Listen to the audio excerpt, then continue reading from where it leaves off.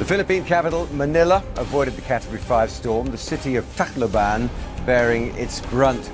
Haiyan is now heading for Vietnam, where it's expected to make landfall sometime tomorrow. More than 500,000 people there are being moved from their homes. Mass evacuations are underway in central Da Nang and Quang Dai provinces, where the storm is expected to hit. It's expected then to move north towards Hanoi before weakening to a tropical storm. Sky Senior correspondent Ian Woods has this report. This is what one of the world's most powerful storms looks like when you're clinging on for life, while all around you buildings are being ripped apart. And this is what it looks like after it has passed through. Nothing has been left undamaged. And it's only the chaos of the aftermath which is preventing accurate figures of the dead and injured from being known. The bodies of some of those who died have been recovered. Others still lie where they were found.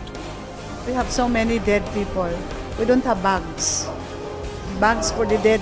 Compiling the statistics is a low priority as people pick their way through what's left of their homes, their villages, their cities.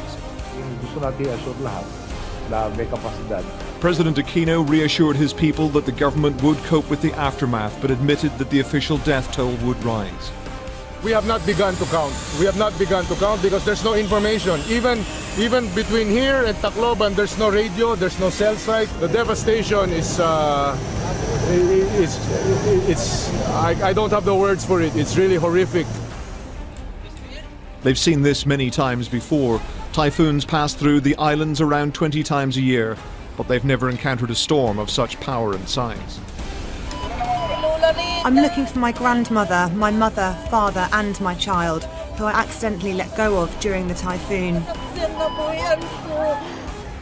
Tacloban city appears to have been among the worst hit, with reports of almost all buildings damaged and casualties mounting.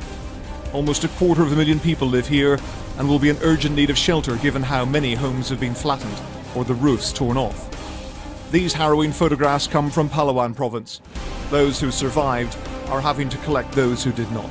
The video images that we're seeing, I'm in a government television station, and the video images they're seeing are so gruesome that we can't even show them. There are bodies piled up upon bodies in several areas, and we are just, even for people like us who've been covering typhoons and seen this kind of destruction before, it is just heart-wrenching. Despite the destruction, some experts said it could have been worse. This typhoon was fast-moving, meaning that it didn't linger over anywhere long enough to wreak even more havoc. Heavy rainfall and flooding can lead to mudslides and kill many more people. A flight into the province of Leyte offered another view of the devastation below.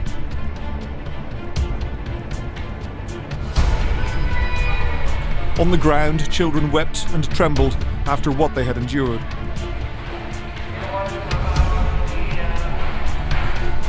But elsewhere, shops were looted as desperate people grabbed anything they could find.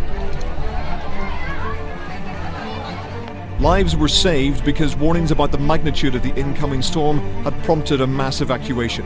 Almost 1 million people had gone to shelters, but they're now returning to barely recognizable scenes.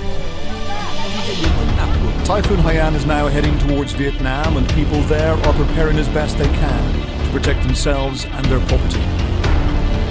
The storm has weakened slightly, but it's still a threat to everything in its path. Inward.